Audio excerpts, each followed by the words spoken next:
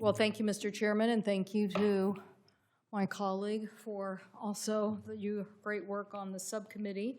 And thank you, Senator Sullivan, just for the important discussion about illegally unreported, unregulated fisheries and how much that causes harm in both Washington and Alaska and across the nation. I'm sure that's pretty much been the subject of this conversation. The world. Okay, good. Alaska, Delaware, Texas, the world.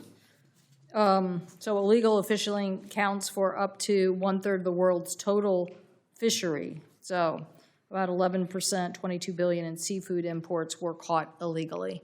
So this really does. China and Russia are two of the worst actors in this space, and Russia in particular poses a direct threat to the livelihood of U.S. fishermen, including in my home state. One study found that 1/3 of fish imported from China was actually Russian fish, and we need to keep up the pressure to stop this illegal Russian seafood from disrupting the markets here in the United States. So in the 2022 defense bill, working with my colleague from Alaska, we included the largest ocean legislative package in decades, including provisions to expand NOAA's seafood traceability programs.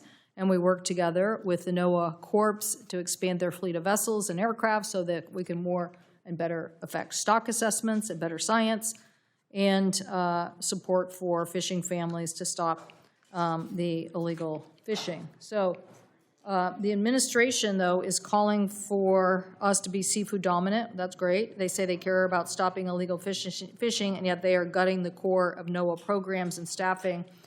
And that could have disastrous effects to our fisheries management, science, and enforcement. So far, the administration's action have led to 576 employees at the National Marine Fisheries Service being lost. That's an 18% reduction in staff from January and a 36% vacancy rate of normal staffing levels.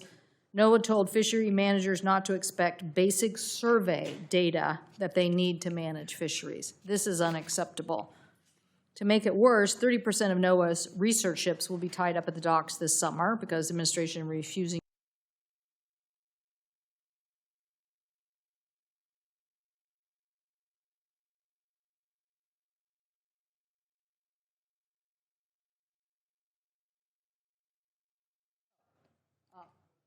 My question to you, Mr. Sumweber, is science is the foundation. How are these current NOAA budget cuts and impacting on not being able to do stock assessments hurting us in our ability to combat illegal fishing? Thank you, Senator. So budget cuts to NOAA are devastating to our ability to combat IUU fishing. You can't really combat the problem without understanding what's there. The challenge, as you noted, is to have a strong foundation, a strong understanding of what is sustainable, of what is possible to catch. And without that understanding, we have a very limited ability to work to set appropriate boundaries, to work with our partners to combat IUU fishing. NOAA science is the foundation for all of these negotiations that we're doing in the international space with our partners, and it is the foundation for the work that we do here at home to prevent illegal products from coming into the nation. Thank you for that. Mr. Prout, as a crabber, are you concerned about the NOAA fisheries workforce programs and the cuts and impacts? Yes, thank you, Ranking Member Senator Cantwell.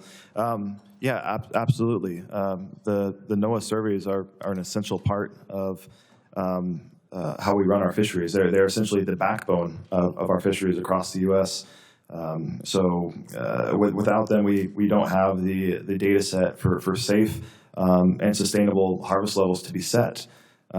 These surveys guide our quotas, protect the resource, and they give regulators the essential data and confidence to know whether or not they should open or in some cases close a fishery. So if those surveys are underfunded or not funded at all or delayed and they're operating, it causes a tremendous amount of uncertainty for the processors involved, for the fishermen involved, for the communities that rely on those species.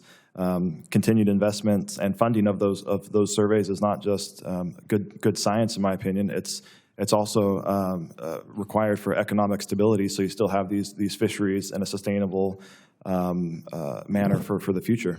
Well, again, I apologize to my colleagues and others if I'm repeating something that's been said, but we worked in a bipartisan basin to secure Coast Guard funding and infrastructure investment. We made massive upgrades to the Coast Guard infrastructure in Kodiak, your hometown, I guess, and we authorized new heavy weather boats needed for search and rescue for the fishermen off our coast. And I'm concerned that the Coast Guard has temporarily reassigned ships and aircraft away from those core missions without a concrete plan. So, for example, a C-130 based in Kodiak is now being used to fly, quote, alien expulsion missions, end quote, on behalf of ICE. We need them to do the search and rescue and to deter illegal fishing in the Bering Sea. So, you highlighted in your written statement that we should fund Coast Guard to increase to combat illegal fishing. How important is this presence in Kodiak for crabbers? Thank you, Ranking Member Cantwell. It's tremendously important. When you start losing necessary infrastructure and pieces of equipment that are dedicated for those search and rescue efforts, the IUU efforts to deter IUU, and they start being allocated to different areas and then when they were originally intended, it makes it extremely difficult for fishermen to make safe and sound decisions when you know there's going to be less assets available for one of the most primary functions, which is search and rescue and protection of the fleet. So it's very, very critical that we maintain those pieces of infrastructure for the local fishing communities throughout Alaska and the U.S. Thank you. Thank you, Mr. Chair. If I could just, Mr. Schomweber, for the record, talked about surveys, but I think you probably believe the fishing patrols are also important. The fishing patrols are also important. Yes, of course. To the Management Council. Absolutely, yes. Thank you. Thank you, Mr. Chairman.